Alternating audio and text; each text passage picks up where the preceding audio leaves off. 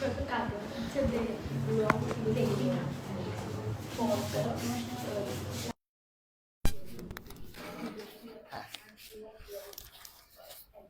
তাহলে দেখো স্যার, মানে চ্যাপ্টারের নাম কি? চ্যাপ্টারের নাম হচ্ছে পরমাণু গঠন, ষষ্ঠ অধ্যায়। কেমন? দেখো, এই চ্যাপ্টারটা খুবই ইম্পর্টেন্ট। এই চ্যাপ্টারের বেসিক বিষয়গুলো তোমাদের ক্লাস 9-এ কাজে লাগবে, ক্লাস 10-এ কাজে লাগবে, এডিটারে কাজে লাগবে। কেমন? তো বেসিক বিষয়গুলো একটু ভালো করে পড়বা। আমরা যতটুকু ডিটেলস সম্ভব বা 9-এর যতটুকু টপিক এখানে পড়ানো যায় ঠিক ততটুকুই পড়াবো। কেমন?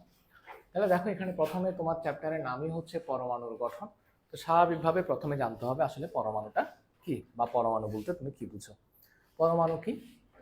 মৌলিক পদার্থের ক্ষুদ্রতম কণাকে পরমাণু বলে। এটা খুবই বেসিক একটা ইস্যু, এটা তোমরা ক্লাস 6 থেকে পড়ে আসতেছো। কেমন? পরমাণু কাকে বলে? মৌলিক পদার্থের ক্ষুদ্রতম কণাকে পরমাণু বলে। এই পৃথিবীতে কত রকমের পরমাণু আছে কে বলতে পারবা? 118 রকমের পরমাণু আছে। কত রকমের? 100। কারণ এই পৃথিবীতে মৌলিক পদার্থের সংখ্যা হচ্ছে 118টা।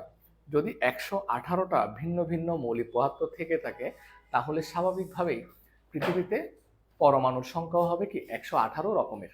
কেমন? আচ্ছা, এই 118 রকমের পরমাণুর মধ্যে 98টা হচ্ছে প্রকৃতিতে পাওয়া যায়। অর্থাৎ 98টা মৌলিক পদার্থ কোথায় পাওয়া যায়? তার মানে 98 রকমের পরমাণু প্রকৃতিতে পাওয়া যায়। এরপরে তোমার বাকি 20টা পরীক্ষাগারে বিজ্ঞানীরা তৈরি করেন, কৃত্রিমভাবে তৈরি করেন।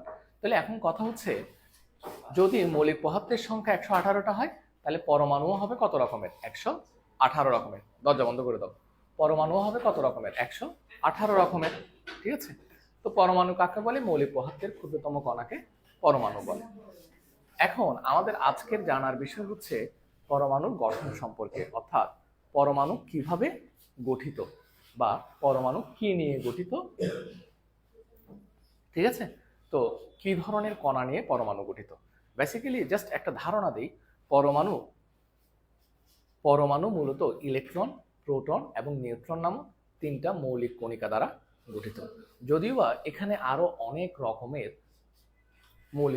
রকমের কি কণিকা আছে। ঠিক আছে?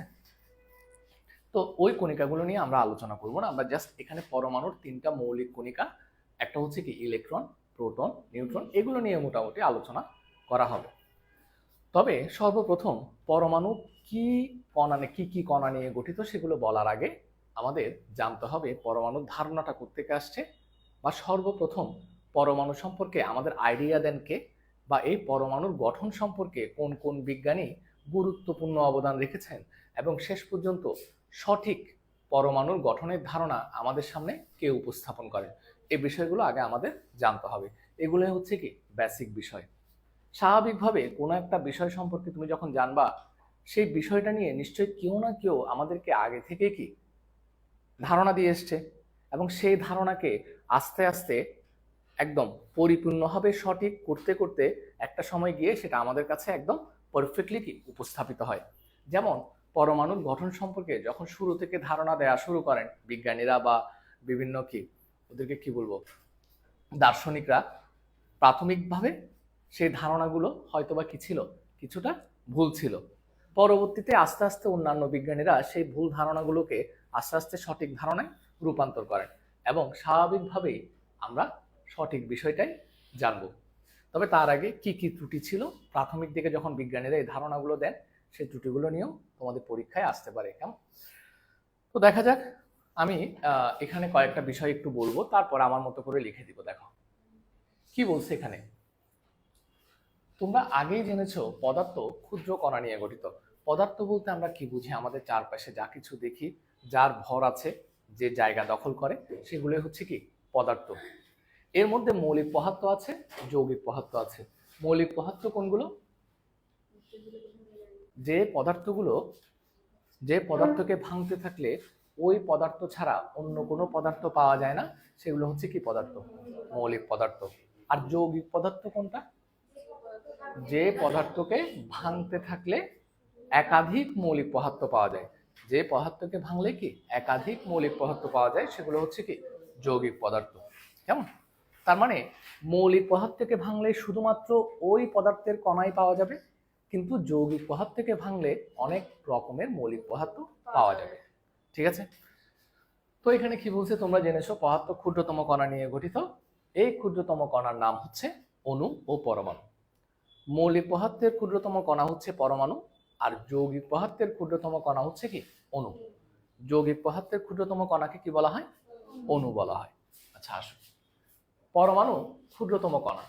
একের অধিক পরমাণু পরস্পরের সাথে যুক্ত হয়ে অণু গঠন করে, অর্থাৎ যৌগিক পদার্থ গঠন করে। যৌগিক পদার্থের ক্ষুদ্রতম কণা হচ্ছে কি অণু। ক্ষুদ্রতম কণার বিষয়ে বিভিন্ন বিজ্ঞানী ও দার্শনিক নানা রকম মতবাদ ব্যক্ত করেছেন। গ্রিক দার্শনিক ডেমোক্রিটাস খ্রিস্টপূর্ব 400 অব্দে, খ্রিস্টপূর্ব মানে কি খ্রিস্ট জন্মেরও 400 বছর আগে, সর্বপ্রথম পদার্থের ক্ষুদ্রতম কণা নিয়ে তার মতামত বা মতবাদ পোষণ করেন। তার মতে সকল পদার্থই ক্ষুদ্র ক্ষুদ্র অবিভাজ্য কণা দ্বারা গঠিত। তাহলে ডেমোক্রিটাস আমাদেরকে কি বলছে? প্রত্যেক পদার্থ ক্ষুদ্র ক্ষুদ্র অবিভাজ্য কণা দ্বারা গঠিত। অবিভাজ্য মানে কি? যাকে আর বিশ্লেষণ করা যায় না। অর্থাৎ তুমি যে এখানে লোহা দেখছো, এই লোহাকে ভাঙতে ভাঙতে ভাঙতে ভাঙতে আমরা ভাঙতেই থাকবো। অর্থাৎ তুমি যত ভাঙবা সেটা তত ক্ষুদ্র হতে থাকবে, যত ভাঙবা তত ক্ষুদ্র থেকে ক্ষুদ্রতর হতে থাকবে, কিন্তু কখনো ভাঙা শেষ হবে না। কেমন? আচ্ছা, ওই ভাঙা যাওয়া মানে কি? ভাঙতে পারছ না তুই, মানে ভাঙতে ভাঙতে আর শেষ করতে পারতে না, মানে কখনো শেষ হবে না। আচ্ছা, মানে অবিভাজ্য ক্ষুদ্র ক্ষুদ্র অবিভাজ্য কণা দ্বারা গঠিত। তাহলে ক্ষুদ্র ক্ষুদ্র অবিভাজ্য কণা দ্বারা তুমি ভাঙতেই থাকবো, কিন্তু কি শেষ পর্যায়ে পৌঁছে যে কণা পাবা সেটাকেও আর ভাঙা যাবে না। আচ্ছা, কণা দ্বারা গঠিত। তিনি এই ক্ষুদ্রতম কণার নাম দেন পরমাণু বা অ্যাটম। এই কথাটি তিনি নিয়েছিলেন গ্রিক শব্দ অ্যাটমস থেকে, যার অর্থ অবিভাজ্য, অর্থাৎ যাকে আর ভাঙা যায় না। তার সমসাময়িক মানে তার সময়ে আরো দুজন দার্শনিক, একজন হচ্ছে প্লেটো, আরেকজন হচ্ছে কি অ্যারিস্টটল, তার মতবাদের সাথে দ্বিমত পোষণ করেন। মানে তারা বলেন যে ওইটা যা বলছে সব ভুল, তারগুলো আমরা মানি না। কেমন? তো তারা কি বলে?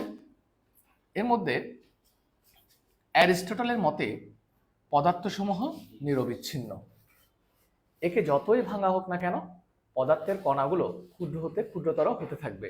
অর্থাৎ অ্যারিস্টটলের মতে পদার্থের কণাগুলো কি নিরবিচ্ছিন্ন মানে তুমি যতই ভাঙতে থাকবো, কন্টিনিউয়াস ভাঙতেই থাকবো, কখনো কি হবে না, ভাঙা শেষ হবে না।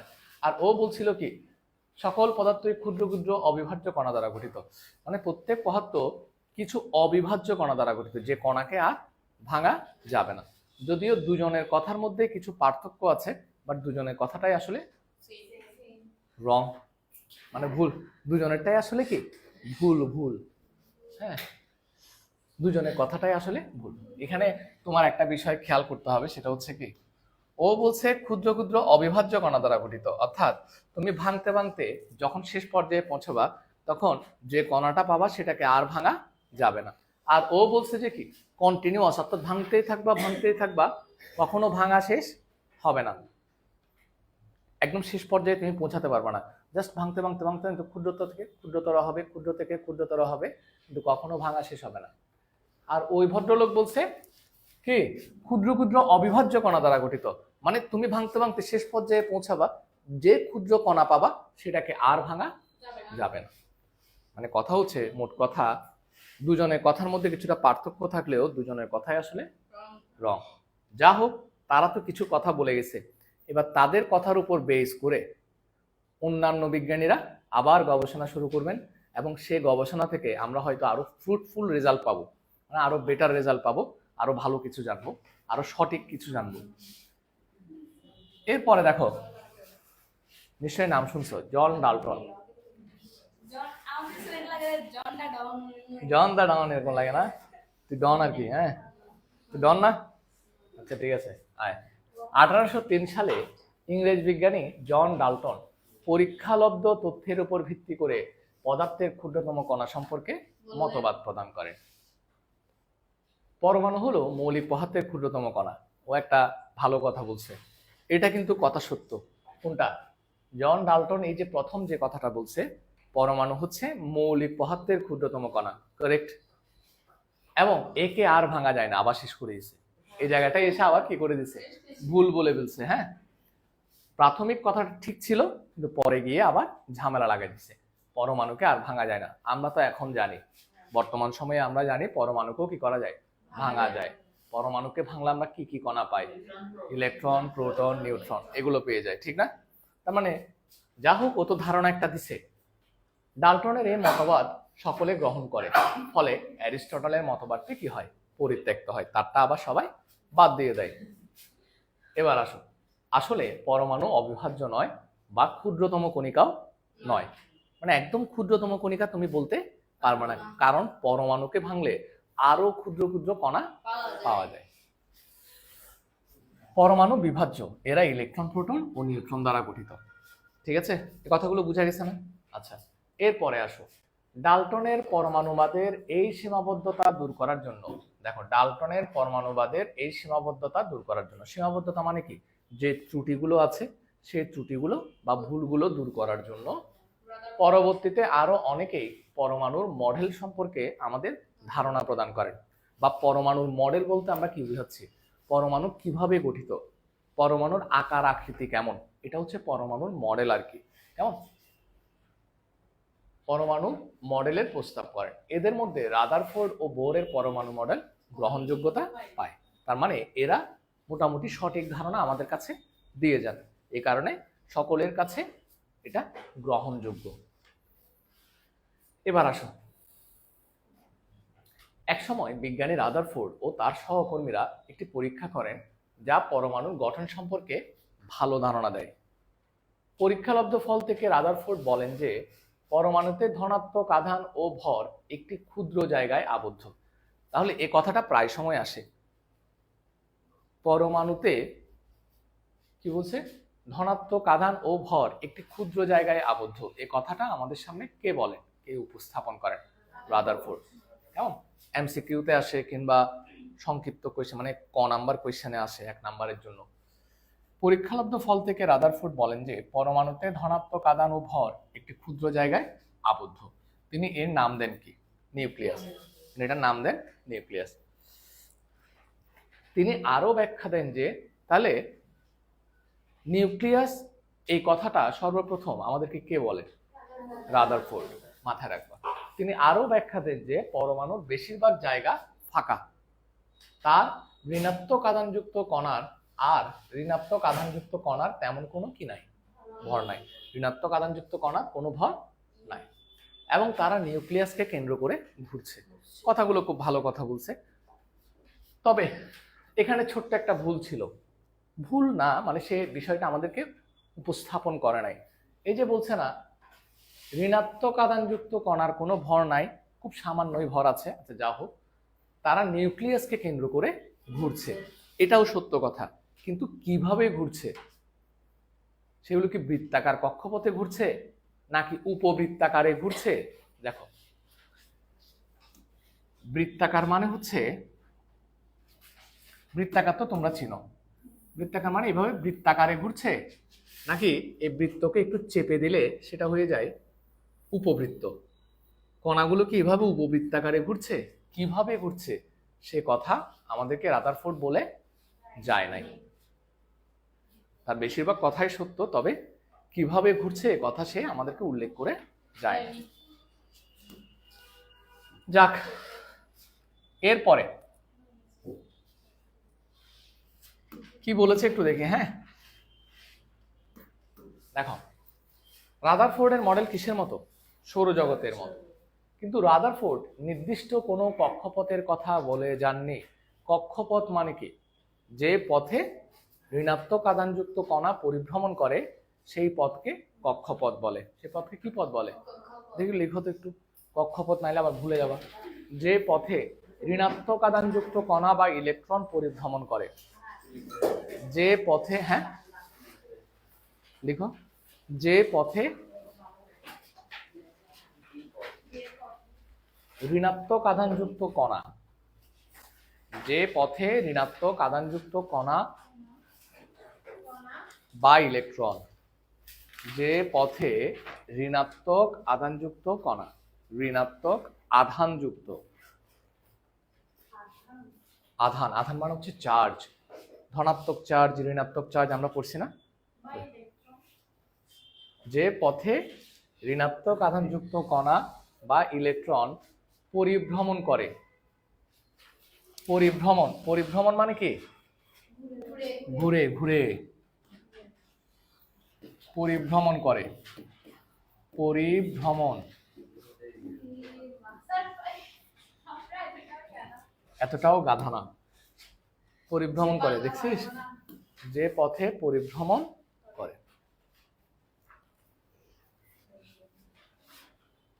তো কণা বা ইলেকট্রন, দাঁড়া ওরা লিখে নিক না,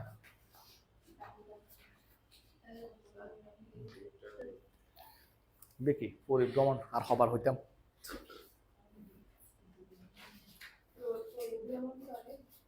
তাকে কক্ষপথ বলে, তাকে কক্ষপথ বলে।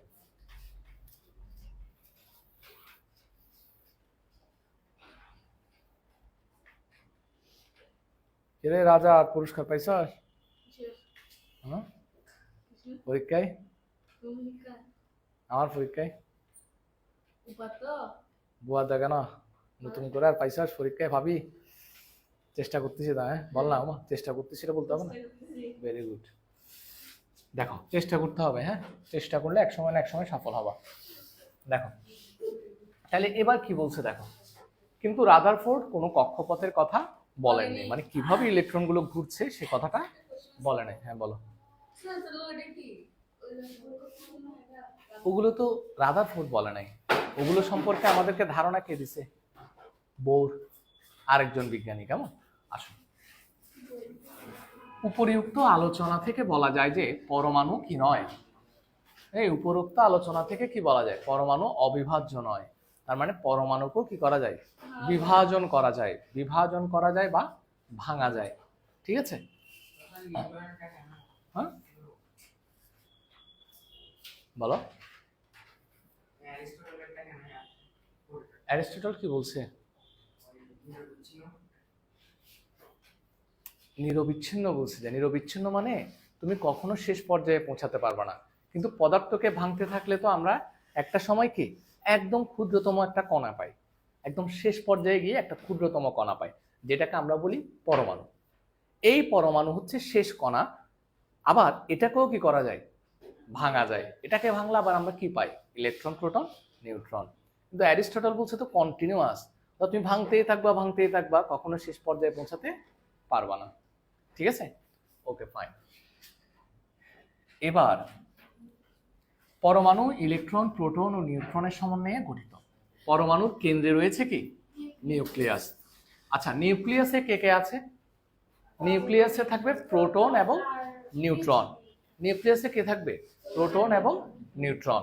কেমন? আর ইলেকট্রন কোথায় থাকবে? নিউক্লিয়াসের বাইরে কক্ষপথে ঘূর্ণায়মান থাকবে। কি বলছি স্যার? ইলেকট্রন কোথায় থাকবে? হ্যাঁ, এভাবে ঘূর্ণায়মান থাকবে। তাহলে এখানের মধ্যে ধনাত্মক আধানযুক্ত কণা কোনটা? না, ধনাত্মক আধানযুক্ত কণা হচ্ছে প্রোটন, আর ঋণাত্মক আধানযুক্ত কণার নাম কি? ইলেকট্রন। আচ্ছা আসো, এবার আমি লিখে দিব। পরমাণুর কেন্দ্রে রয়েছে নিউক্লিয়াস, নিউক্লিয়াসে ধনাত্মক আধানযুক্ত প্রোটন ও আধান নিরপেক্ষ কি রয়েছে? নিউট্রন। অর্থাৎ নিউট্রনের কোনো কি নাই? চার্জ নাই। পরমাণুর ভরের প্রায় পুরোটাই নিউক্লিয়াসে থাকে। ঋণাত্মক আধানযুক্ত ইলেকট্রন নিউক্লিয়াসকে কেন্দ্র করে নির্দিষ্ট কক্ষপথে ঘুরে। ইলেকট্রন ও নিউক্লিয়াসের মধ্যবর্তী জায়গা হচ্ছে ফাঁকা। প্রকৃতপক্ষে পরমাণুর বেশিরভাগ জায়গায় আসলে ফাঁকা। তো আমি জাস্ট একটা, এখানে ওরা হিলিয়াম পরমাণুতে ইলেকট্রন, প্রোটন ও নিউট্রন দেখাইছে। কেমন? আমি একটা দেখাই, দেখো।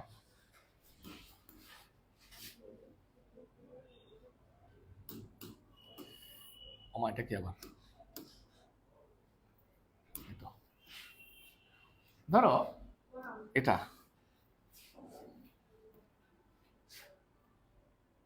এই যে মাঝখানে যেটা তুমি দেখতে পাচ্ছ সেটা হচ্ছে তোমার নিউক্লিয়াস, আর এই যে বৃত্তাকার একটা ওয়ে বা পথ সেটা হচ্ছে কক্ষপথ। তোমার এই যে মাঝখানে থাকবে কি প্রোটন, ধরো সাদাটা হচ্ছে প্রোটন, আর আরেকটা দেই, এই লালটা হচ্ছে তোমার কি ধরো, আচ্ছা লালটা হচ্ছে নিউট্রন, সাদাটা হচ্ছে কি প্রোটন, আর একটা ইলেকট্রন দেই, কেমন সবুজ কালি দিয়ে, এটা হচ্ছে তোমার কি ইলেকট্রন। তাহলে ইলেকট্রন ঘুরবে বৃত্তাকার কক্ষপথে, কেমন, আর প্রোটন আর নিউট্রন থাকবে কোথায় নিউক্লিয়াসে। দেখো এই বাকি জায়গাটা এটা কক্ষপথ না, যে পথে ইলেকট্রন ঘুরছে, আর এই বাকি চারপাশের জায়গাটা কিন্তু কি ফাঁকা, বাকি চারপাশের জায়গাটা কিন্তু ফাঁকা, এই ফাঁকা জায়গায় কিন্তু কিছু নাই। তাহলে এখানে যে প্রোটন আছে আর যে নিউট্রন আছে, এই প্রোটন নিউট্রন কিন্তু পরমাণুর বেশিরভাগ ভরই কি করে বহন করে, বেশিরভাগ ভরই বহন করে কে প্রোটন এবং নিউট্রন। প্রোটন এবং নিউট্রন কোথায় থাকে নিউক্লিয়াসে থাকে। তার মানে আমরা বলতে পারি পরমাণুর সমগ্র ভর নির্ভর করে কার উপর নিউক্লিয়াসের উপর, ঠিক আছে। আচ্ছা যাক, এবার একটা বিষয় দেখো,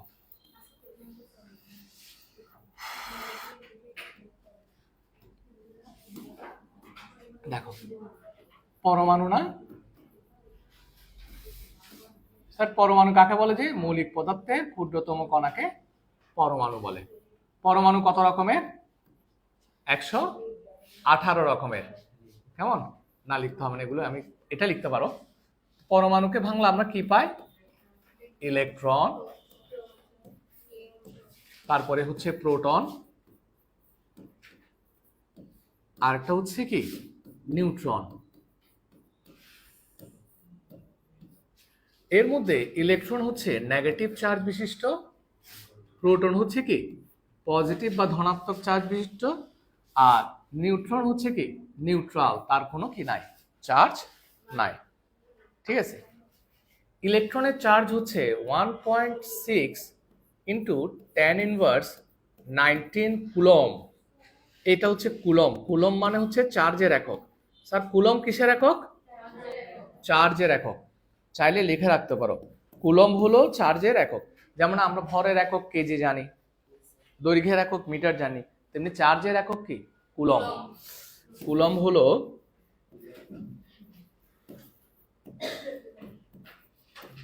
চার্জের কি একক। তো ইলেকট্রনের আগে একটা মাইনাস চিহ্ন দিতে পারো, যেহেতু ইলেকট্রনের চার্জ নেগেটিভ। আর প্রোটনের চার্জ আর ইলেকট্রনের চার্জ কিন্তু সমান, কিন্তু একটা পজিটিভ একটা নেগেটিভ। 10⁻19 কুলম। দেখি এটা পড়ো তো কি, -1.6 ইন্টু 10⁻19 কুলম, আর এটা +1.6 ইন্টু 10⁻19 কুলম। আর নিউট্রনের কি কোনো চার্জ আছে না, নিউট্রন হচ্ছে নিউট্রাল। কি রে রাজা, হ্যাঁ বুঝে নাই, 0 কুলম্ব আর কি কোনো চার্জ নাই।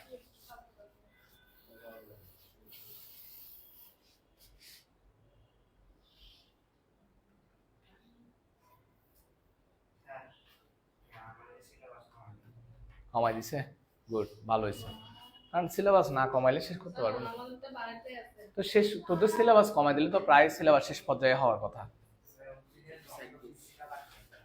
বাকিগুলো শেষ, ওগুলো পরে ফেলো, ওগুলো সহজ আছে।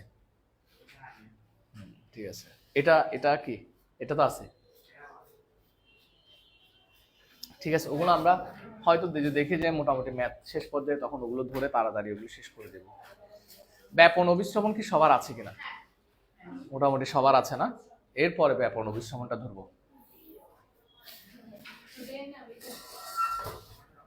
আচ্ছা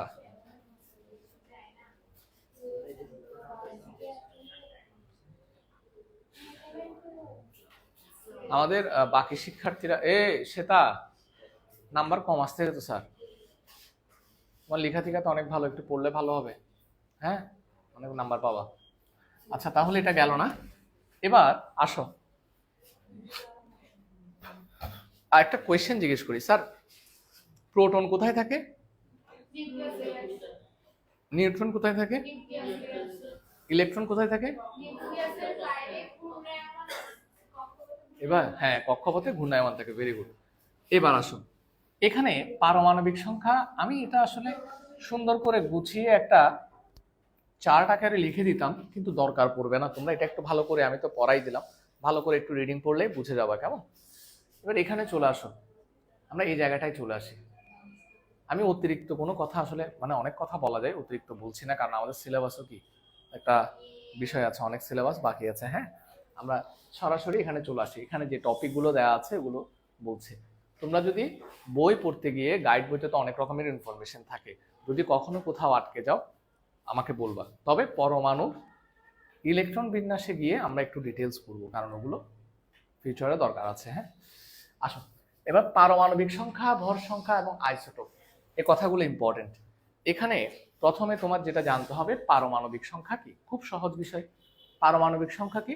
প্রোটন সংখ্যাকে বলা হয় পারমাণবিক সংখ্যা।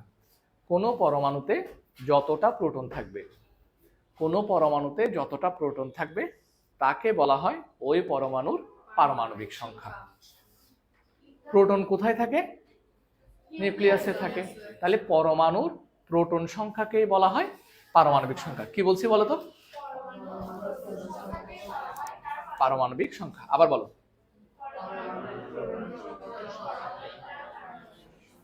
ফাইন। পারা যাবে না?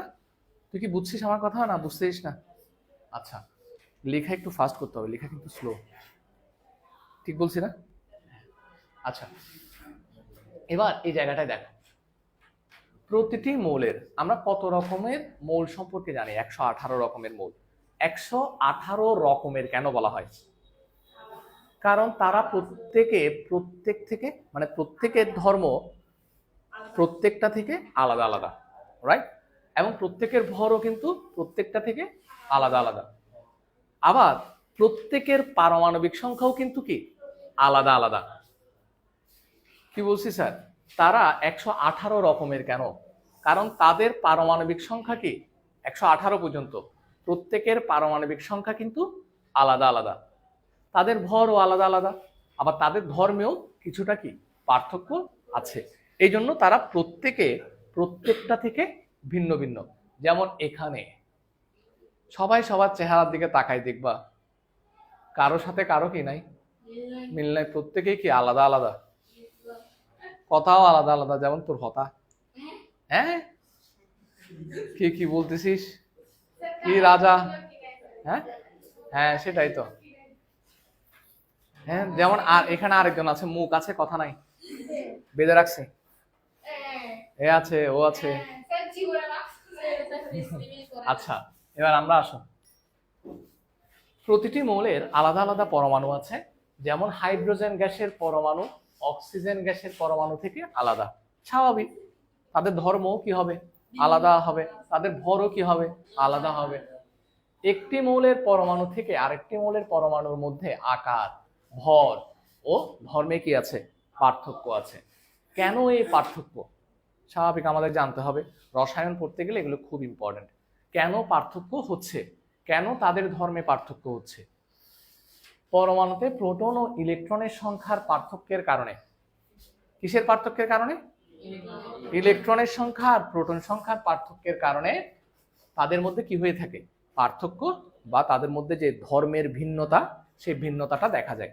তাহলে পরমাণুর মধ্যে যে বিভিন্ন ধর্মের পার্থক্য, বা একটা পরমাণুর ধর্ম যে আরেকটা পরমাণু থেকে ভিন্ন, এটা কেন? কারণ পরমাণুতে যে প্রোটন আছে, সেই প্রোটন প্রত্যেকটা পরমাণুতে কিন্তু কি ভিন্ন ভিন্ন, সংখ্যায় কি ভিন্ন ভিন্ন। কথা বুঝছো কি বলছি? প্রোটন সংখ্যা কিন্তু প্রত্যেকটা পরমাণুতে কি আলাদা আলাদা, একই রকম না। ধর তোর কাছে প্রোটন একটা থাকলে ওর কাছে থাকবে 2টা, ওর কাছে থাকবে 3টা, ওর কাছে থাকবে 4টা, ওর কাছে থাকবে 5টা।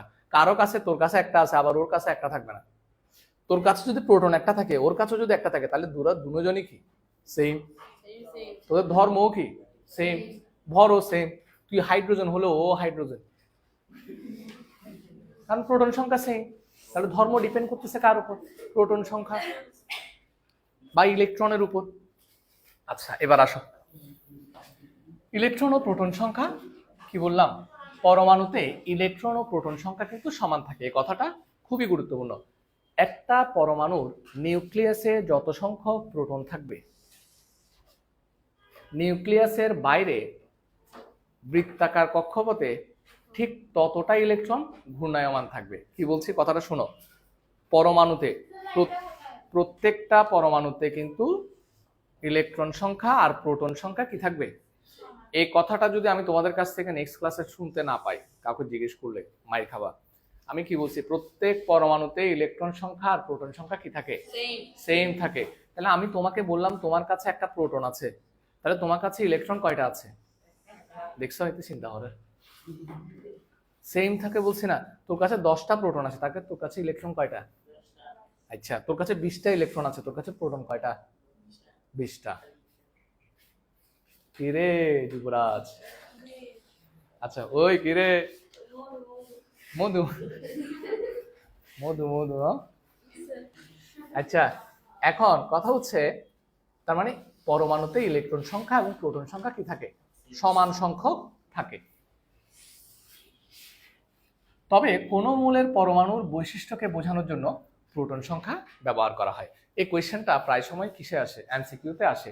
কোন মৌলের কি বৈশিষ্ট্যকে ব্যবহার করার জন্য, বৈশিষ্ট্যকে বোঝানোর জন্য আমরা কি ব্যবহার করি, প্রোটন সংখ্যাকে ব্যবহার করি। আসো তাহলে প্রোটন সংখ্যা বোঝা গেছে, প্রোটন সংখ্যা কাকে, সরি প্রোটন পারমাণবিক সংখ্যা কাকে বলে, কোন মৌলের প্রোটন সংখ্যাকে তার পারমাণবিক সংখ্যা বলা হয়। আসো এখানে দেওয়া আছে, হাইড্রোজেনের পরমাণুতে কয়টি প্রোটন আছে, একটি প্রোটন আছে, তার মানে তার পারমাণবিক সংখ্যা কত, 1, তার ইলেকট্রন সংখ্যা কত, 1। Very good. তাহলে ধরো কার্বনের পরমাণুতে 6টা প্রোটন আছে, তাহলে কার্বনের পারমাণবিক সংখ্যা কত, 6। কার্বনের ইলেকট্রন সংখ্যা কত, 6। কার্বনের বৃত্তাকার কক্ষপথে কয়টা ইলেকট্রন ঘূর্ণায়মান থাকে, 6টা। আচ্ছা, পারমাণবিক সংখ্যা থেকে কি কি তথ্য তুমি পেতে পারো বা কি কি ইনফরমেশন পাও, যেমন ধরো কার্বনের পারমাণবিক সংখ্যা হচ্ছে 6, এতে কি কি তথ্য পাওয়া যায়। পারমাণবিক সংখ্যা যেহেতু কোনো মৌলের প্রোটন সংখ্যা, তাই বোঝা যায় কার্বনের একটি পরমাণুতে কয়টি প্রোটন আছে, একটি পরমাণুতে যেহেতু প্রোটন আর ইলেকট্রনের সংখ্যা সমান, তাই বোঝা যায় কার্বনের একটি পরমাণুতে কয়টি ইলেকট্রন আছে, 6টি। দেখি তোমাকে জিজ্ঞেস করি, ধরো কোনো একটা পরমাণুতে 10টা প্রোটন আছে, তুমি কি বুঝছো এখান থেকে, কোনো, আচ্ছা এভাবে বলি, কৈশিকে না, অন্বেষাকে বলি, কোনো একটা পরমাণুর পারমাণবিক সংখ্যা 10, এটা থেকে কি বোঝা যায়,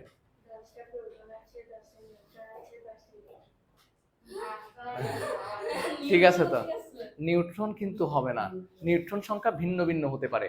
নিউট্রন সংখ্যা কি হতে পারে, মানে 10টা প্রোটন আছে, 10টা ইলেকট্রন আছে, ইনাফ।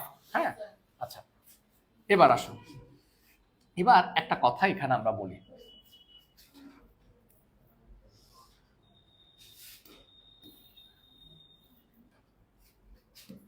এটা একটু লিখে রাখো। স্যার পরমাণুর সমগ্র ভর কোথায় অবস্থান করে, নিউক্লিয়াসে। পরমাণুর সমগ্র ভর কোথায় অবস্থান করে, তার মানে আমি এটা নিশ্চয়ই বলতে পারি পরমাণুর ভর সংখ্যা সমান, পরমাণুর সমান প্রোটন সংখ্যা প্লাস কি সংখ্যা, প্লাস নিউট্রন সংখ্যা, কারণ প্রোটন আর নিউট্রন দিয়েই পরমাণুর ভর বোঝানো হয়। প্রোটন সংখ্যা প্লাস কি সংখ্যা, নিউট্রন সংখ্যা। কেমন, হ্যাঁ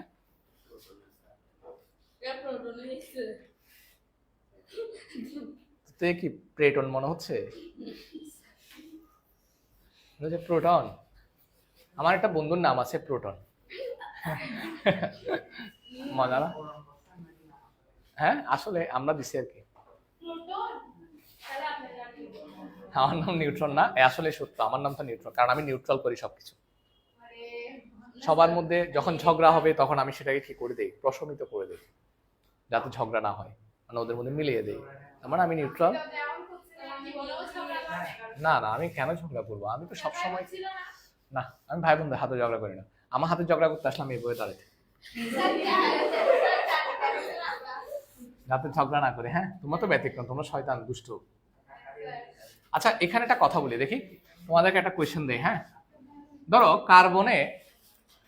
কার্বনের ভর হচ্ছে কি, কার্বনের ভর সংখ্যা হচ্ছে কত? ধরো তোমাকে বললাম কার্বনের ভর সংখ্যা হচ্ছে 12, আর কার্বনে প্রোটন আছে 6টা। কার্বনের ইলেকট্রন সংখ্যা কত?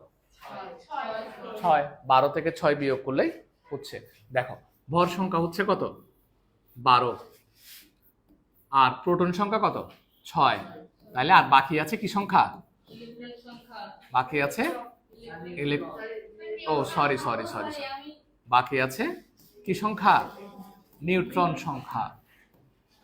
নিউট্রন সংখ্যা তোমায় কখনো এভাবে বের করতে দিলে তুমি আগে লিখবা, আমরা জানি পরমাণুর ভর সংখ্যা সমান প্রোটন সংখ্যা প্লাস নিউট্রন সংখ্যা। তারপর এখানে মানগুলো বসাবা, কেমন? বা নিউট্রন সংখ্যা সমান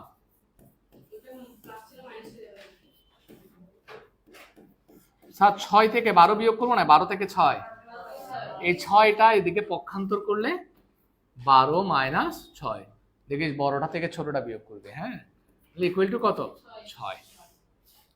ঠিক আছে। আচ্ছা, এবার এখানে আসো, দেখি এটা বের করো। কোন মৌলের পারমাণবিক সংখ্যা 17, কোন মৌলের পারমাণবিক সংখ্যা 17, ভর সংখ্যা 35। কোন মৌলের পারমাণবিক সংখ্যা 17, ভর সংখ্যা 35, ওই পরমাণুতে কতটি প্রোটন ও নিউট্রন আছে? বের করো সবাই। কোন মৌলের পরমাণুতে পারমাণবিক সংখ্যা 17, ভর সংখ্যা 35, ওই মৌলের পরমাণুতে কয়টি ইলেকট্রন, প্রোটন ও নিউট্রন আছে? বের করো দ্রুত।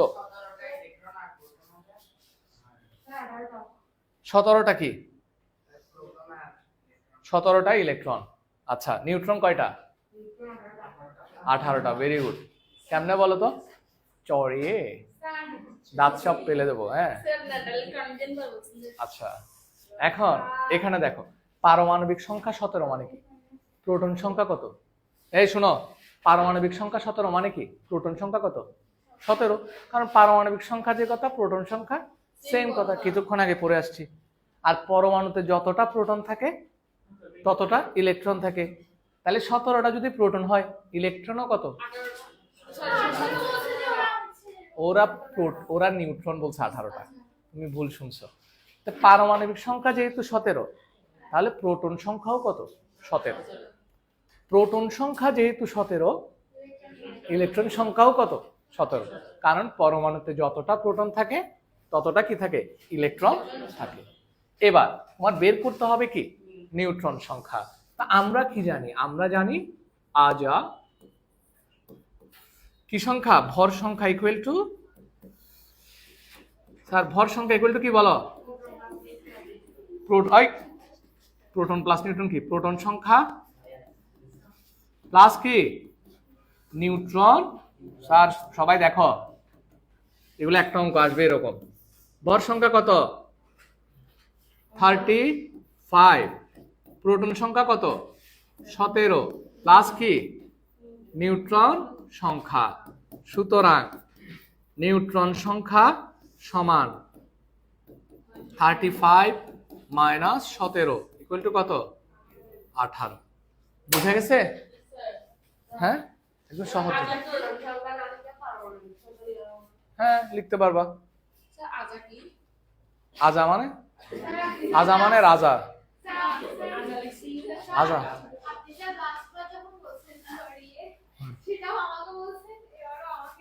হ্যাঁ, এ পরের বার। হ্যাঁ, শতান দেখছো? আজা মানে তাহলে তোমার তো রাজা বানিয়ে দিবে। না না, বুকু ববে লিখলে তো তোকে কি একেবারে বাথরুমে ঢুকিয়ে বিশাল সাজা দিয়ে দিবি না? এটা বুঝছো? হ্যাঁ, দেখি বলো তো তুমি।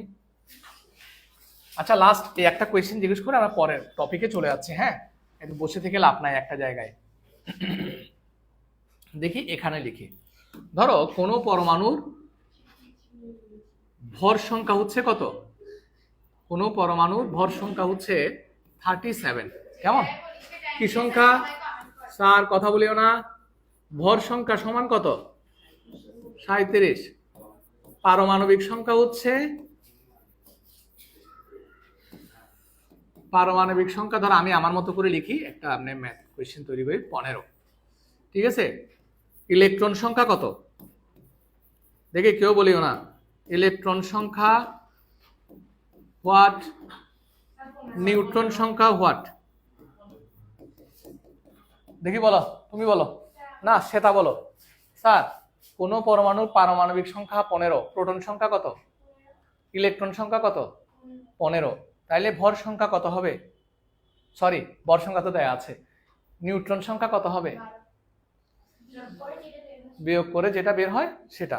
তবে ওই সূত্রটা লিখে সুন্দর করে করবা। হ্যাঁ, আচ্ছা যাক, এভাবে দিলে অঙ্ক পারবে না, পারা যাবে তো না অঙ্ক? আচ্ছা গেল, জাহিদ পারবি না? শুনুন না, জাহেদ ভাই কিন্তু আবার খুব স্মার্ট। স্যার লিখো আইসোটোপ। আইসোটোপ লিখো কাকে বলে? আইসোটোপ কাকে বলে লিখো। আইসোটোপ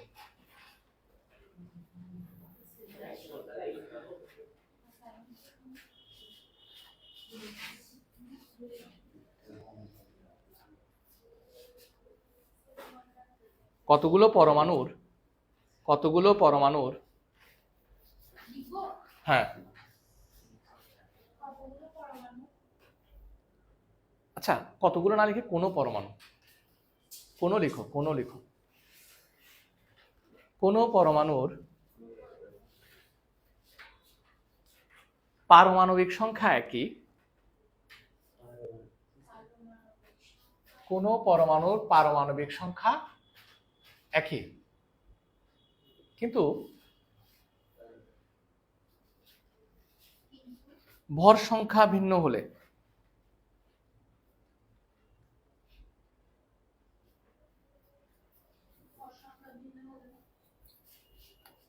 পরমাণুগুলোকে পরস্পরের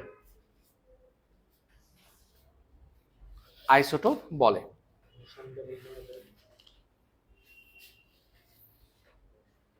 পারমাণবিক সংখ্যা একই কিন্তু ভর সংখ্যা ভিন্ন হলে পরমাণুগুলোকে পরস্পরের আইসোটোপ বলে।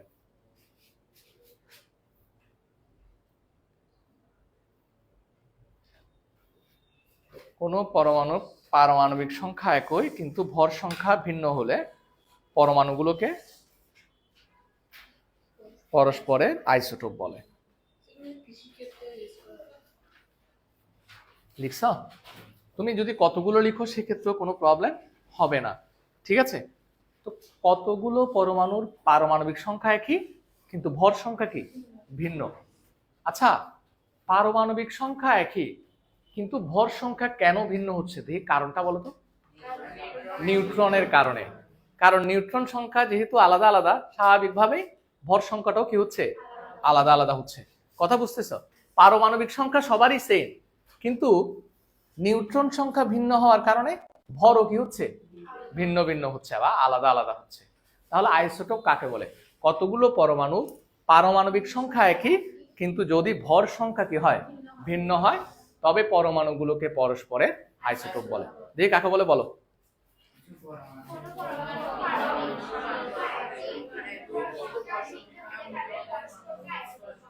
তাদেরকে পরস্পরের আইসোটোপ বলে। আবার বলো।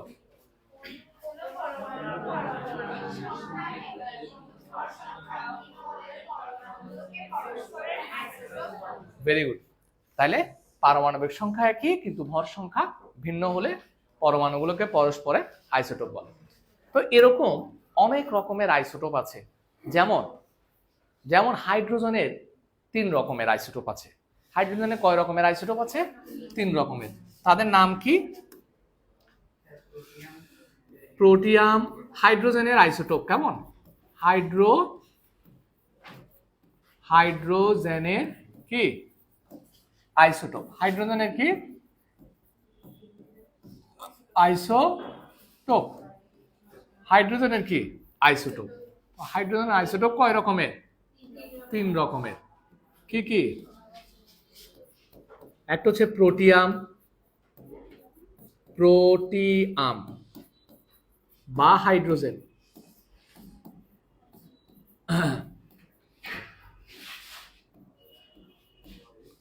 আর একটা হচ্ছে ডিউটেরিয়াম।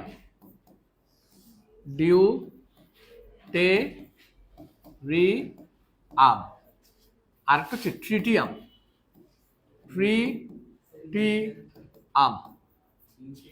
ডিউটেরিয়াম প্রোটিয়াম বা হাইড্রোজেন, ডিউটেরিয়াম, আর একটা হচ্ছে কি ট্রিটিয়াম।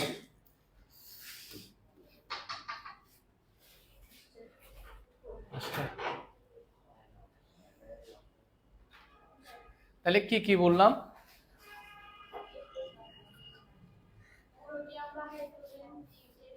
ট্রিটিয়াম। দেখো এই তিনটা হচ্ছে কার আইসোটোপ? হাইড্রোজেনের আইসোটোপ। এদের সবারই পারমাণবিক সংখ্যা কি একই, কিন্তু ভর সংখ্যা কি ভিন্ন। তাহলে এভাবে করে একটু লিখবা, হাইড্রোজেন 1 1, হাইড্রোজেন 2 1, হাইড্রোজেন 3 1। এখানে এটা কিরকম লিখলাম? এটা কেন? দেখো কথা খেয়াল করো, হাইড্রোজেনের নিচে বাম পাশে, হাইড্রোজেনের নিচে বাম পাশে যে 1 লিখছি সেটাকে বলা হয় কি সংখ্যা? সেটাকে বলা হয় পারমাণবিক সংখ্যা। সেটাকে বলা হয় কি সংখ্যা? পারমাণবিক সংখ্যা। আর উপরেরটাকে কি বলা হয়? ভর সংখ্যা। উপরেরটাকে কি বলা হয়? ভর সংখ্যা। উপরেরটাকে বলা হবে ভর সংখ্যা। এগুলো লিখে রাখো সুন্দর করে। তাইলে বাম পাশের নিচে থাকবে কি সংখ্যা? পারমাণবিক সংখ্যা। উপরে বাম পাশে থাকবে কি? ভর সংখ্যা। তাহলে ডিউটেরিয়ামে ভর সংখ্যা কত? ডিউটেরিয়ামে ভর সংখ্যা কত? 2। পারমাণবিক সংখ্যা কত? ট্রিটিয়ামে ভর সংখ্যা কত? পারমাণবিক সংখ্যা কত? জাহেদ দাঁড়াও, কুইক। এখানে পারমাণবিক সংখ্যা কত? 1। ভর সংখ্যা কত?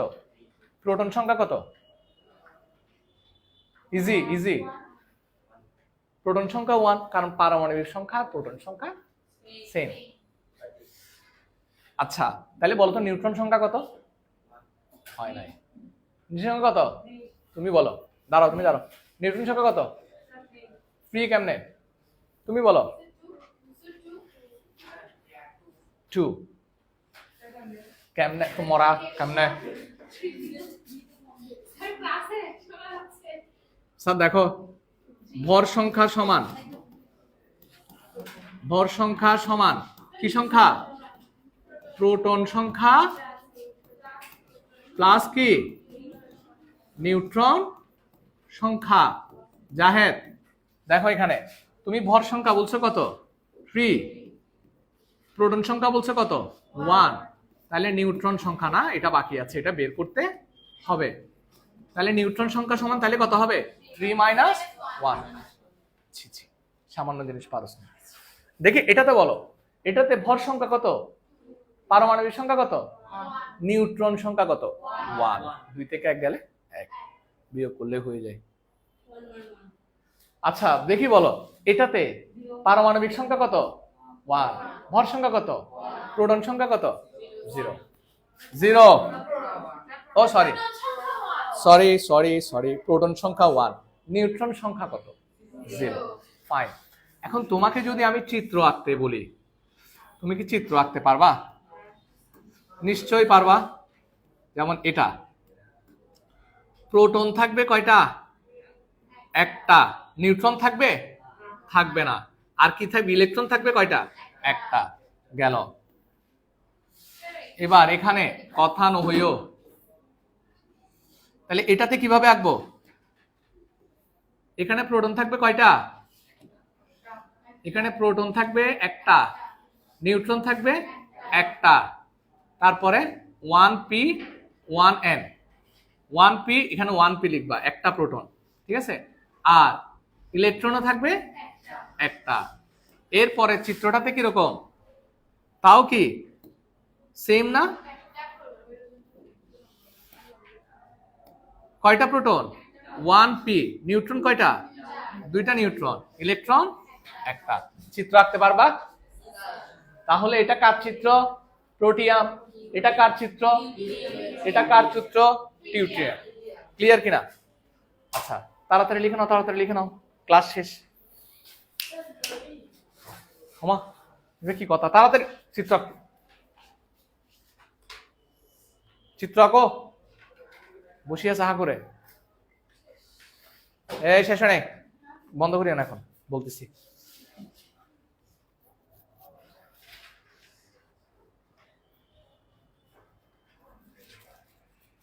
এরকম বিভিন্ন পরমাণুর কিন্তু কি থাকবে? এরকম বিভিন্ন পরমাণু কি থাকে? আইসোটোপ থাকে। বিভিন্ন পরমাণু, যেমন কার্বনেরও আইসোটোপ আছে, ঠিক আছে। কার্বনেরও আইসোটোপ আছে, কার্বনেরও 3 রকমের আইসোটোপ আছে এখানে। হ্যাঁ, সবার না, না সবগুলো 3 রকম না, আরো অনেকের অনেক রকমের আইসোটোপ আছে। এগুলো পড়ালাম না? আচ্ছা, তাহলে আমরা কতদূর পর্যন্ত পড়িয়েছি? দেখো এখানে কার্বনের বেশিরভাগ পরমাণুতে 6টি প্রোটন আছে, 6টি নিউট্রন আছে। কিন্তু কার্বনের কিছু কিছু পরমাণুতে 7টি বা 8টি নিউট্রনও থাকতে পারে। কেমন? আচ্ছা, গেল।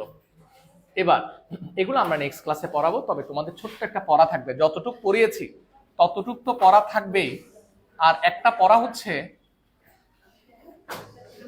আচ্ছা না, আজকে এতটুকুই পড়া দিই, হ্যাঁ, এনাফ। ঠিক আছে, আজকে এতটুকুই, মানে যতটুকু পর্যন্ত পড়িয়েছি ততটুকু পর্যন্ত ভালো করে পড়ে আসবা, ঠিক আছে। Tata sir, thank you.